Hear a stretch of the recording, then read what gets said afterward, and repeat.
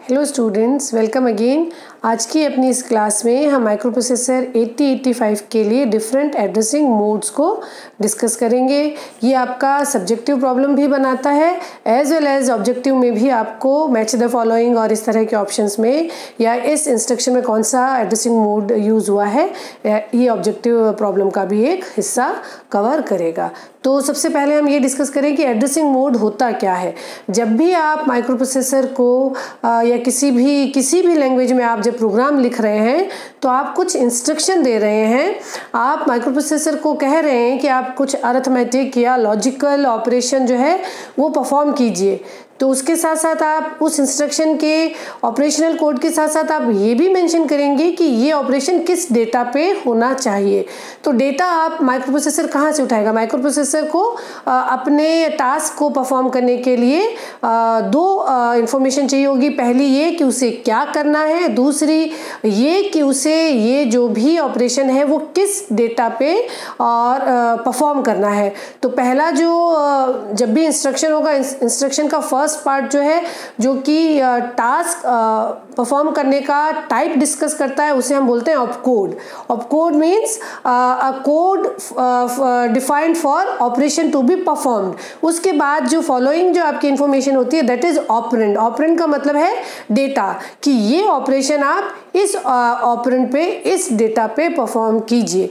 तो micro processor को जब पूरी इंफॉर्मेशन मिल जाएगी तो माइक्रो प्रोसेसर आपके गिवन टास्क को एग्जीक्यूट करके आपको रिजल्ट्स जो है वो आपको रिफ्लेक्ट कर देता है। तो opcode followed up by operand. ये ऑपरेंड्स कहाँ से माइक्रो प्रोसेसर को लेने हैं, इसे स्पेसिफाई करने के तरीके को हम एड्रेसिंग मोड बोलते हैं। तो हम टेक्निकली अगर इसे डिफाइन करें तो we can say addressing modes are different ways of specifying the data for instruction. Instruction में डेटा कहाँ से लेना है या डेटा स्पेसिफाई करने के डिफरेंट वेज को हम डिफरेंट एड्रेसिंग मोड की तरह से डिफाइन करेंगे। कि जैसे आप बोल रहे हैं कि ऐड, तो एक्यूमुलेटर के कंटेंट्स में ऐड कीजिए। क्या, हाँ, कौन सा डेटा ऐड कीजिए? ऐड करने का सेकंड डेटा कहाँ से लेके आइए, वो आपका एड्रेसिंग मोड में आप उसे क्लासिफाई कर सकते हैं। आपने लिखा ऐड बी, तो मतलब एक्यूमुलेटर में आप रजिस्टर बी के डेटा को ऐड कीजिए। माइक्रो प्रोसेसर को पता चला कि डेटा आप रजिस्टर बी से लाइए।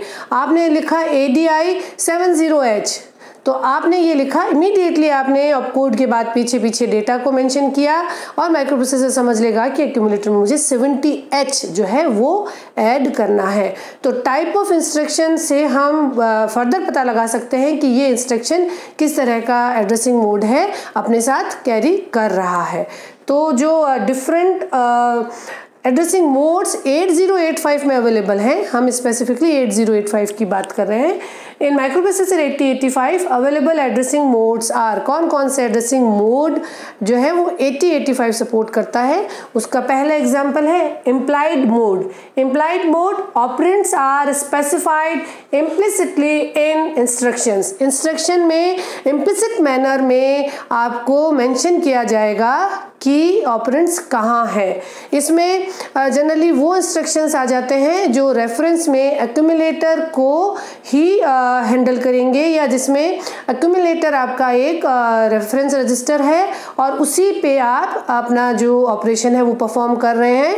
तो वो सारे इंस्ट्रक्शंस जिसमें ऑपरेशन एक्यूमुलेटर के डेटा पे परफॉर्म हो रहा है उन्हें आप इम्प्लाइड मोड में क्लासिफाई कर सकते हैं। अगर हम इसके कुछ एग्जांपल्स देखें तो examples can be CMA, complement accumulator. इस इंस्ट्रक्शन में ही, इस ऑपकोड में ही मेंशन कर दिया गया है कि कॉम्प्लीमेंट का ऑपरेशन आप परफॉर्म कीजिए एक्यूमुलेटर में। तो वो सारे इंस्ट्रक्शन जिसमें एक्यूमुलेटर रेफरेंस रजिस्टर है या एक्यूमुलेटर के डेटा पे आपको अरिथमेटिक या लॉजिकल आपको ऑपरेशन जो है वो परफॉर्म करना है, तो आप उसे इम्प्लाइड मोड में डिवाइड कर सकते हैं या इम्प्लाइड मोड में आप उसे क्लासिफाई कर सकते हैं। एक इंस्ट्रक्शन और लेते हैं RAL, रोटेट एक्यूमुलेटर लेफ्ट। ये एक्यूमुलेटर के कंटेंट्स को कैरी फ्लैग के साथ रिंग में इंक्लूड करते हुए लेफ्ट में एक बिट से मूव कर देता है। तो अगेन एक्यूमुलेटर इम्प्लाइड मैनर में मेंशन कर दिया गया है कि आप रोटेशनल मूवमेंट परफॉर्म कीजिए एक्यूमुलेटर के डेटा पे। इसी तरीके से रीड इंटरप्ट मास्क, ये इंटरप्ट की जो भी स्टेटस है उसको एक्यूमुलेटर में बाय डिफ़ॉल्ट लेके आ जाएगा, एक्यूमुलेटर अपडेट हो जाएगा। तो इम्प्लाइड मोड में आप जो आपका इंस्ट्रक्शन है उसमें ही मेंशन किया जाता है और जनरली ये ऑपरेशन जो है वो एक्यूमुलेटर पे परफॉर्म होते हैं। फिर नेक्स्ट एक एड्रेसिंग मोड आ जाता है immediate addressing mode. Immediate addressing mode में ऑपरेंड्स और data are specified just immediately after the opcode. Opcode के जस्ट पीछे डेटा मेंशन किया जाएगा और आप अगर इसे अपनी सहूलियत के लिए याद करना चाहें तो इमीडिएट एड्रेसिंग मोड के जितने भी इंस्ट्रक्शन हैं उसमें आई आएगा, जैसे कि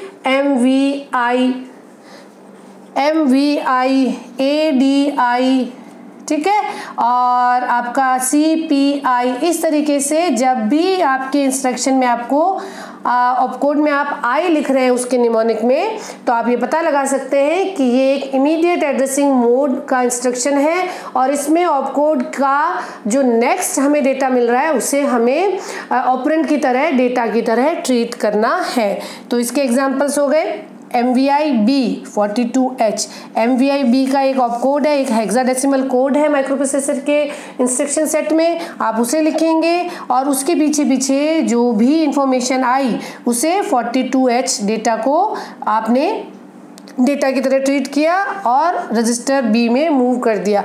अगर आप इमीडिएट एड्रेसिंग मोड को मेंशन करते हैं और बाय चांस ये डेटा लिखना भूल गए आप, जब आपने अपने प्रोग्राम को हेक्साडेसिमल कोड में कन्वर्ट किया और बाय चांस अगर आप ये डेटा लिखना भूल गए हैं और आपने इस इंस्ट्रक्शन का कोड डाल दिया, ORI का इंस्ट्रक्शन सेट में एक हेक्साडेसिमल कोड है।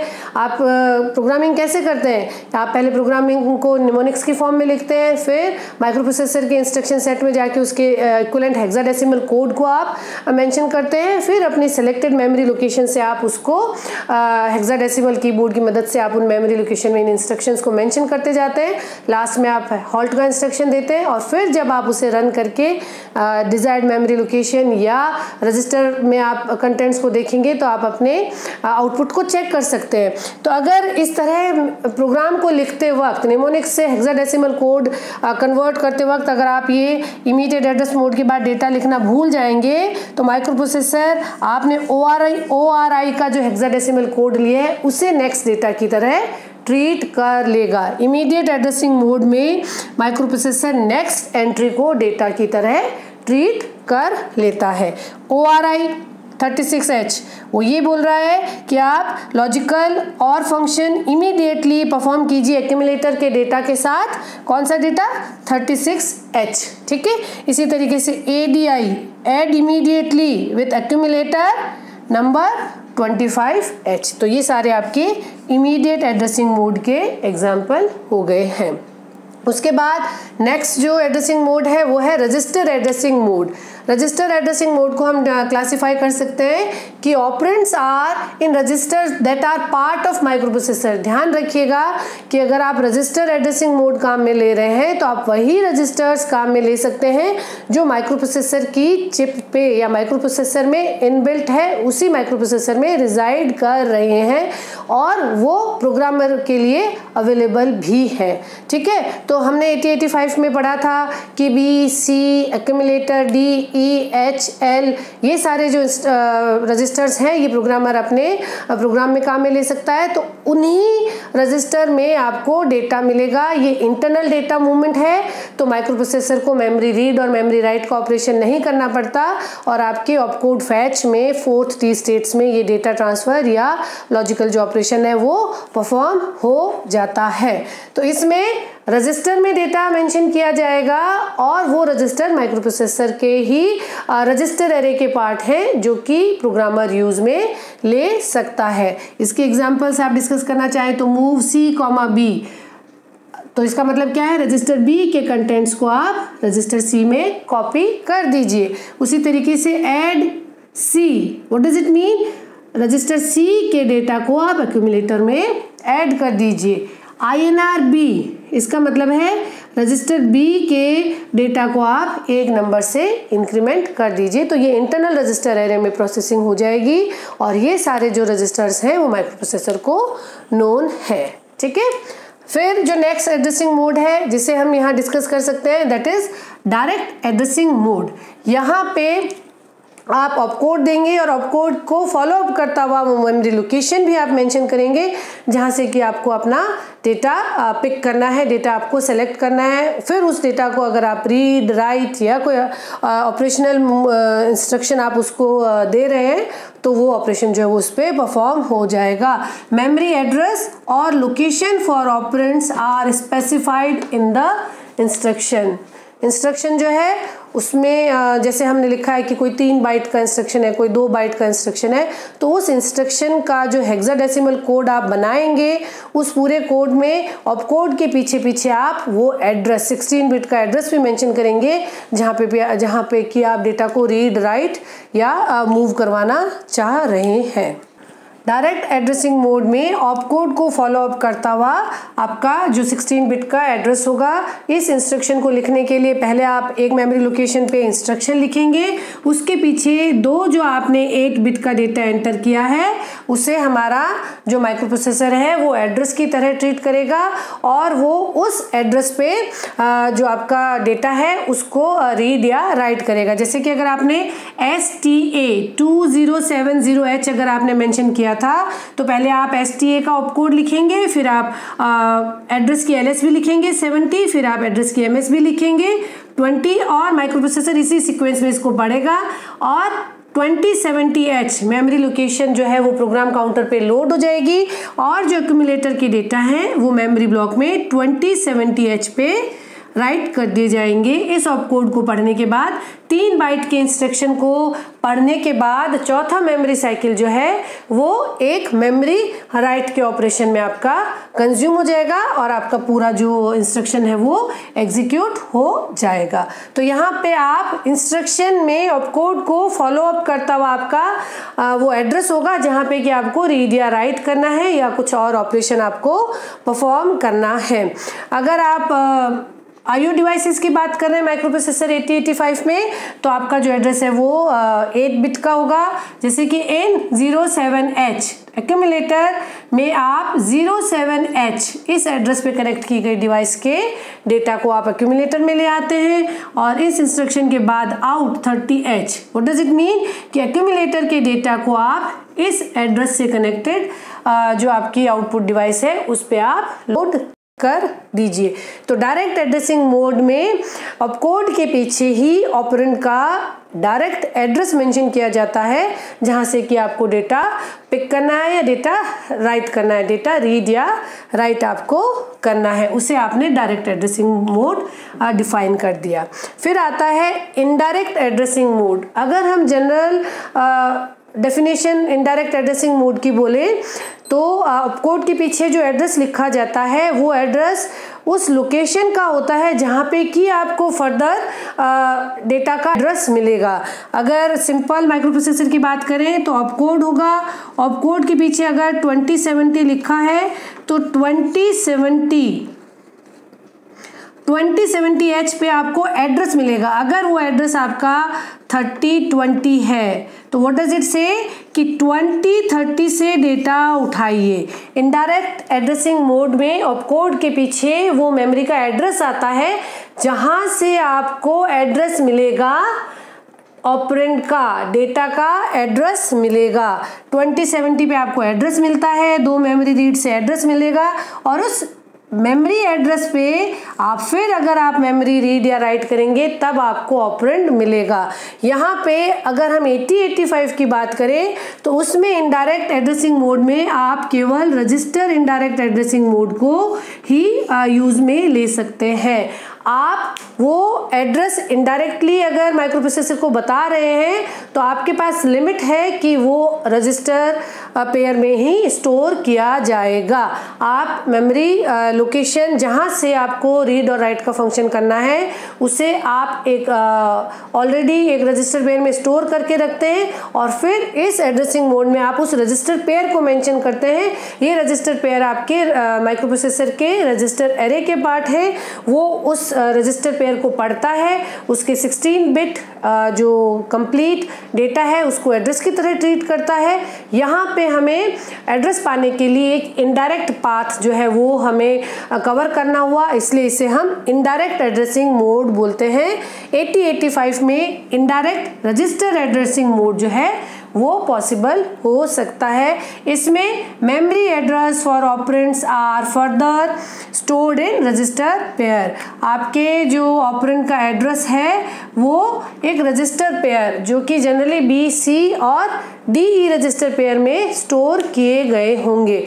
HL पेयर जो है वो माइक्रो प्रोसेसर 8085 में डेटा पॉइंटर की तरह काम करता है। जब आप ऐड M या INR M इस तरीके के जब इंस्ट्रक्शंस दे रहे हैं तो इस M का एड्रेस H और L में स्टोर किया जाता है। तो कंफ्यूजन को दूर करने के लिए हम H और L पेयर को generally indirect register addressing mode में काम में नहीं लेते हैं, हम BC में और DE रजिस्टर पेयर में अपना वो एड्रेस स्टोर करते हैं जो कि उस मेमोरी लोकेशन को पॉइंट करेगा जहां से आपको डेटा रीड या राइट करना है। इसका अगर हम एग्जांपल डिस्कस करें तो एग्जांपल क्या हो गया, STAXB store accumulator indirectly at the address mentioned in register pair BC। X जब भी आपके किसी भी इंस्ट्रक्शन के निमोनिक्स में आए तो आप ये ध्यान रखिएगा कि X का मतलब ये है कि हम रजिस्टर पेयर को काम में लेंगे। तो BC रजिस्टर पेयर में जो डेटा लिखा है उस डेटा को एड्रेस की तरह ट्रीट करें और इनडायरेक्ट एड्रेस मोड में आप एक्यूमुलेटर को उस एड्रेस पे स्टोर कर दें। फॉर एग्जांपल अगर इस इंस्ट्रक्शन के एग्जीक्यूशन के दौरान B में 30H और C में अगर 60H लिखा था तो जैसे ही STAX का ऑपकोड पढ़ेगा आपका माइक्रो प्रोसेसर, उस ऑपकोड फैच में वो ये डिसाइड करेगा कि मुझे रजिस्टर पेयर B और C को पढ़ना है। उसे रजिस्टर पेयर B और C को पढ़ा, उसमें उसे 3060H मिला। ये जो 3060 है ये प्रोग्राम काउंटर पे लोड हो जाएगा और प्रोग्राम काउंटर जो है वो 3060H मेमोरी पे एक मेमोरी राइट ऑपरेशन परफॉर्म करेगा। एक्यूमुलेटर के डेटा 3060H पे जाएंगे, ठीक है, और ये डेटा उन्हें मिला है आपके रजिस्टर पेयर से। तो अगर हम इसे देखें तो ये आपका STA 3060HK सिमिलर है। तो आपने इस इंस्ट्रक्शन को इस लैंग्वेज में आपने लिखने का क्या पर्पस, क्या एडवांटेज रहा।